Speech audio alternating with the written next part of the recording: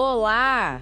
Que bom ter vocês conosco. Nós somos uma IA desenvolvida pelo site .geek. Curadoria de conteúdo humana por Gordo Geek. Eu sou o Eduardo. E eu sou a Jéssica. Bem-vindos à nossa análise de hoje. Vamos ver o que nossa editoria separou de mais importante para essa edição. Amazon com 1 milhão de robôs e IA nova para logística. Tem também a Grammarly comprando a Superhuman. E bots de IA escrevendo notas lá no X. Isso. E ainda o consumo de energia do Google, que, nossa, disparou. IA na triagem de emprego. O lançamento do Nothing Phone 3. Ransomware no Brasil, um problema sério ainda. Novas regras do Pix para segurança. E para fechar, um resgate bem sucedido no Colorado com a ajuda do iPhone via satélite. Bom, vamos começar então com a Reuters, matéria do Blake Britton. Parece que a Apple tomou uma pancada lá em Delaware. Foi certo. Uma condenação pesada. Mais de 110 milhões de dólares. Não é pouca coisa, não. E tudo por causa de uma patente de tecnologia sem fio. O que exatamente era essa patente? Então, a patente é de uma empresa espanhola, a Telto Power Control, e tem a ver com tecnologia do padrão 3G, especificamente. 3G? Mas isso não é antigo já? É antigo, mas a patente ainda está valendo, né? E cobre especificamente como os aparelhos gerenciam a energia em resposta ao sinal de rádio. Sabe, uma coisa bem técnica. Ah, saquei. Gerenciamento de energia. E quais produtos da Apple foram considerados infratores? Olha, a decisão do júri mencionou que chips usados em iPhones, iPads e até nos Apple Watches infringiram essa patente. Nossa, pegou ali na Ásia toda. E a Apple? Já falou alguma coisa? Devem recorrer, né? Ah, sim, com certeza. Já anunciaram que vão recorrer da decisão.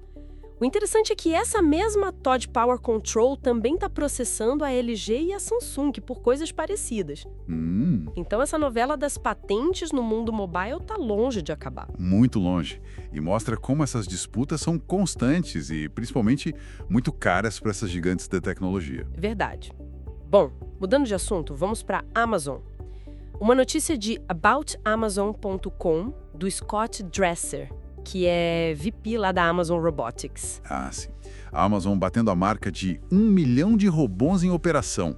É um número impressionante. 1 milhão. E não é só isso, né? Eles lançaram também um novo modelo de IA generativa, chamado Deep Fleet. Exato. O Deep Fleet funciona, basicamente, como um sistema super inteligente de gerenciamento de tráfego para essa frota imensa de robôs, dentro dos centros de distribuição. Tipo um controlador de tráfego aéreo para os robôs no chão do armazém? É uma boa analogia, sim. A promessa deles é melhorar a eficiência de deslocamento desses robôs em uns 10%. E 10% numa operação do tamanho da Amazon deve significar muito, né?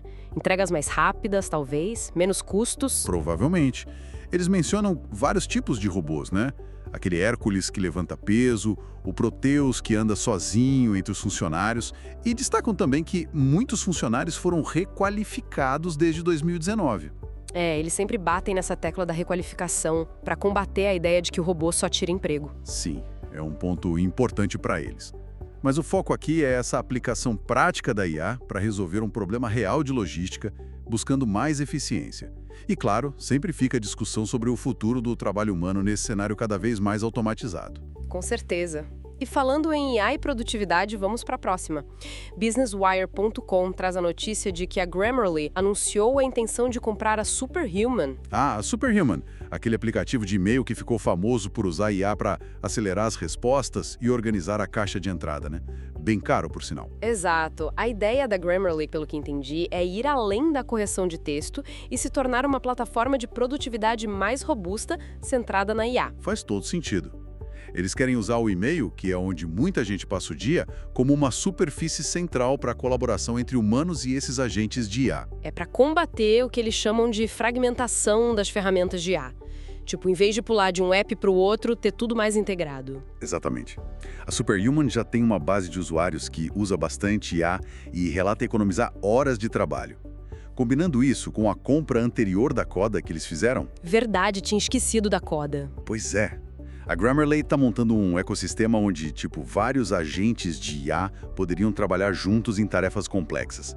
Imagina redigir um e-mail puxando dados de vendas, suporte e marketing ao mesmo tempo, de forma inteligente. Uau! É a visão de um futuro bem mais agêntico, como eles dizem, onde a IA não só ajuda, mas atua junto com você. Interessante. Muito interessante. Vamos ver como isso se concretiza. Agora vamos dar uma olhada no que está rolando nas redes sociais. A Adweek publicou sobre a plataforma X, o antigo Twitter. O que tem lá? Eles estão lançando um programa piloto bem diferente.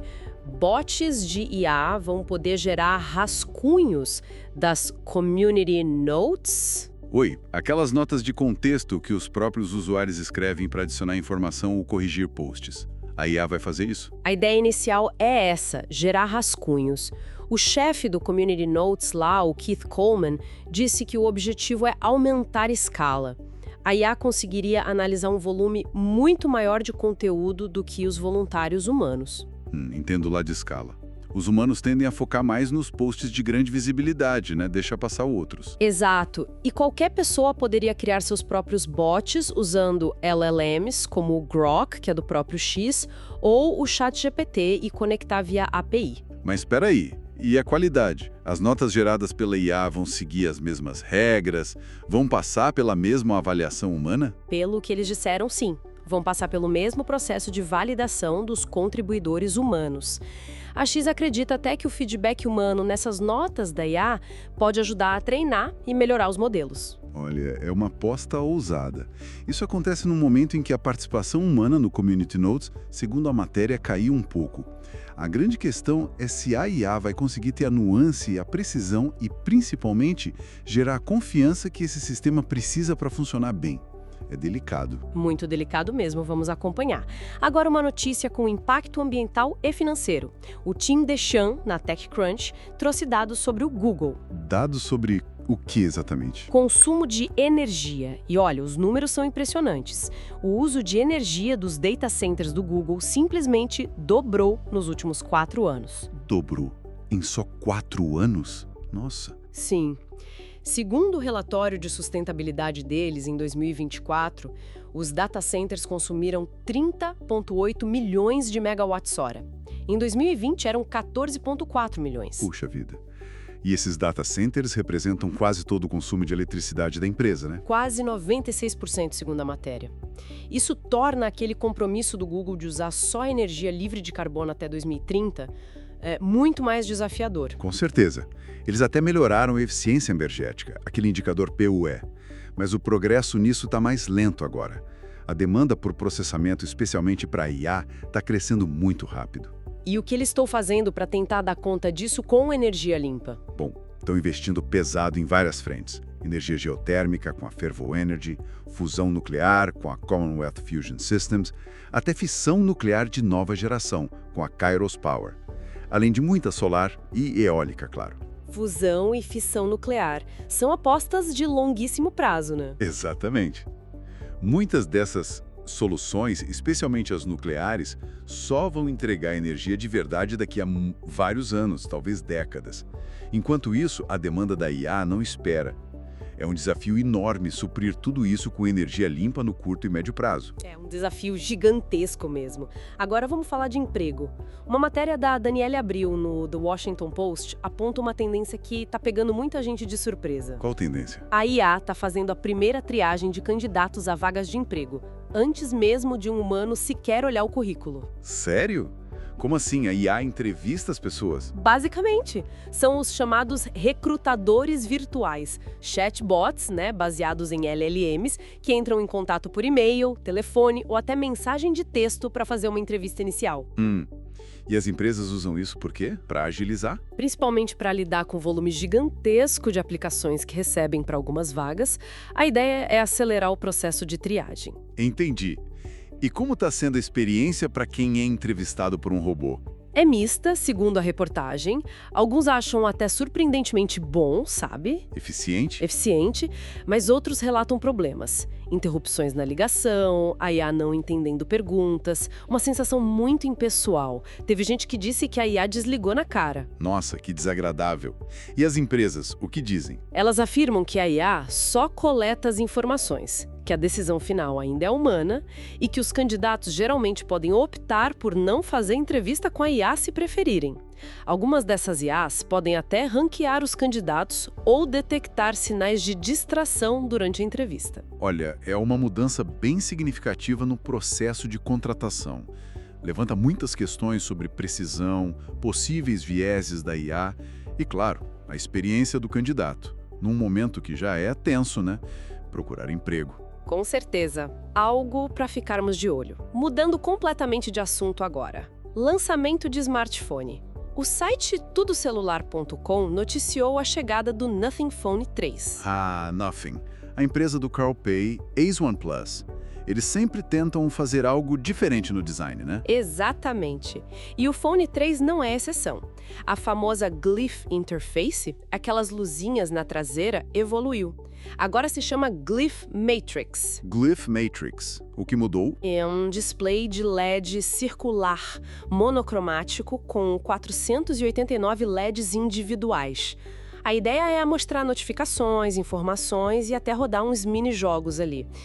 E o conjunto de câmeras traseiras, que são 3 de 50 MP, também tem um arranjo assimétrico novo, bem chamativo, interessante. E por dentro, o que ele traz de novo? A tela AMOLED de 6,67 polegadas agora tem um pico de brilho bem alto, 4.500 nits, e o processador é o Snapdragon 8S Gen 4, com opções de 12 ou 16 GB de RAM, e 256 ou 512 GB de armazenamento. Parece uma configuração potente. E a bateria? Aqui tem uma novidade interessante. É uma bateria de silício-carbono com 5.150 mAh e carregamento rápido de 65 watts. Dizem que essa tecnologia pode oferecer mais densidade energética. Bateria de silício-carbono? Primeira vez que eu ouço falar num celular comercial. É relativamente novo, sim. Ele roda Android 15 e a Nothing promete 5 grandes atualizações do Android. O preço lá fora começa em $799. Quase R$ 4.400 em conversão direta. Salgado. Alguma previsão para o Brasil? Ainda não. A Nothing não costuma lançar oficialmente por aqui muito rápido. É mais para quem importa mesmo. Mas é sempre bom ver alguém tentando inovar no design e em alguns componentes. Verdade. Agora voltamos para um assunto mais sério. Segurança digital, e com foco no Brasil. O Matheus Braco, no site Security Leaders, trouxe dados preocupantes de uma pesquisa da Sophos. Sobre ransomware, imagino. Exatamente. A pesquisa mostrou que 66% das empresas brasileiras que foram atingidas por ransomware em 2024 acabaram pagando o resgate exigido pelos criminosos. 66%. Nossa, ainda é um número altíssimo. Mesmo que tenha caído um pouquinho em relação ao ano anterior, né? Acho que era 67%. Caiu quase nada, né? E o pior é que esse percentual é bem maior que a média global, que ficou em 50%. O Brasil continua sendo um país onde as empresas cedem mais à pressão do ransomware.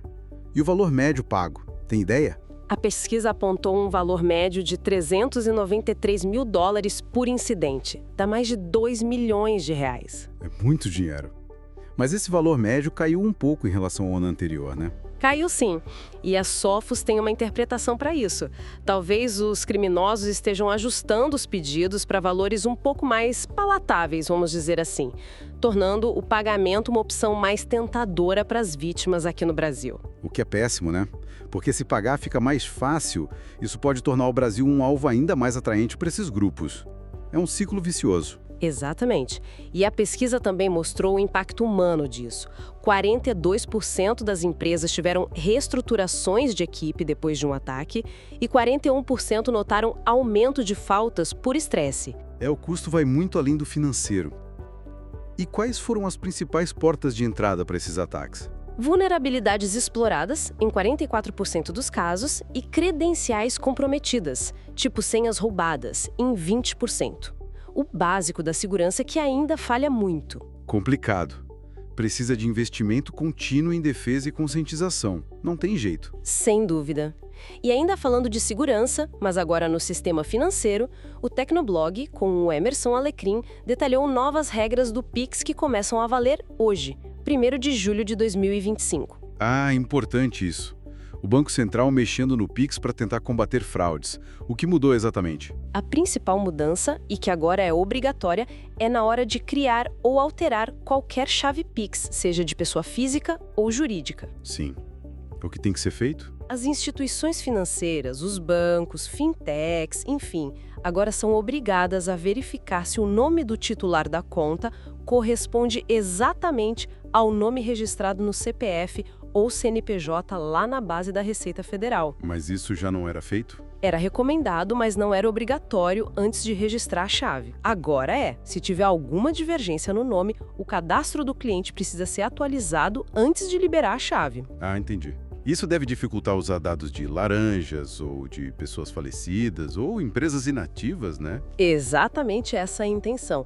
E mais, se a divergência encontrada sugerir que pode ser uma fraude mesmo, a instituição tem que bloquear ou até excluir a chave Pix na hora. Boa medida. E tem mais alguma coisa? Tem. A partir de 1º de outubro, essa mesma verificação rigorosa do nome também será obrigatória nos pedidos de portabilidade de chave ou quando alguém reivindica a posse de uma chave que já existe. Então, estão fechando o cerco em várias etapas do processo. Sim.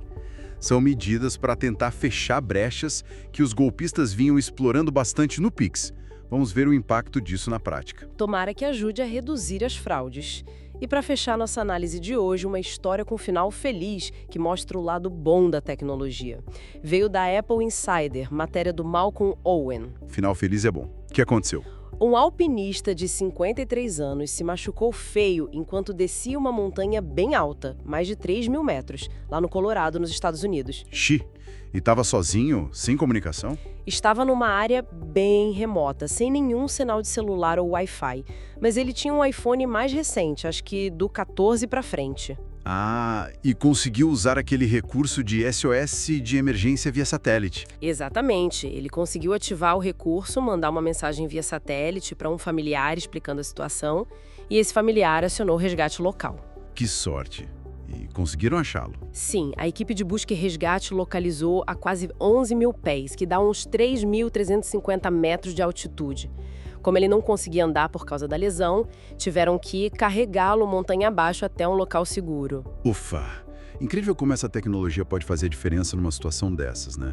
Uma vida salva literalmente por causa da conexão via satélite. Pois é, as autoridades de resgate lá do Colorado até enfatizaram a importância dessas ferramentas, especialmente agora que tem mais gente buscando aventura em áreas remotas. Mas eles sempre fazem um alerta, né? A tecnologia ajuda, e muito, mas não substitui o planejamento, o equipamento adequado, o bom senso e avisar alguém para onde você está indo. Exatamente. A tecnologia é uma camada extra de segurança, num passe livre para se arriscar sem preparo. Mas que bom que nesse caso deu tudo certo. Com certeza. Uma boa notícia para fechar. E com isso, passamos por todas as nossas fontes de hoje. Muita coisa acontecendo no mundo da tecnologia, dos negócios e da segurança. Sem dúvida. E aí, gostou desse resumo de notícias da nossa edição? E se você gostou, não esquece, deixa seu comentário, curte, compartilha com os amigos, isso ajuda muito a gente a continuar trazendo essas informações e análises. É isso aí. Muito obrigado pela companhia e até a próxima. Tchau!